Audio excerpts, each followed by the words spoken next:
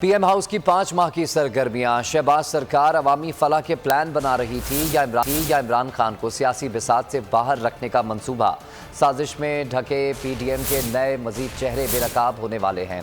Hacker ने आसान लफ्जों में बता दिया कि उसके पास और कितना मवाद है। नई ऑडियोज़ का टीज़र जारी कर दिया है। ऑडियो लीक्स की अगली किस्त ही इसी हफ्ते जारी की जाएगी। नई लीक्स में शहबाज शरीफ, शाहिद खाकान अब्बासी समेत दीगर अहम रहनुमाओं की गुफ्तगू शामिल है। लीक्स में ऑडियो मिफ्ता इस्माइल की वज़ीर आज़म शहबाज शरीफ से मुलाकात भी शामिल है।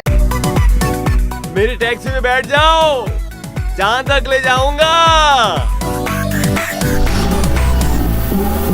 आई है टैक्सी कैश, टैक्सी कैश, आई है टैक्सी कैश, टैक्सी कैश, आई है टैक्सी कैश।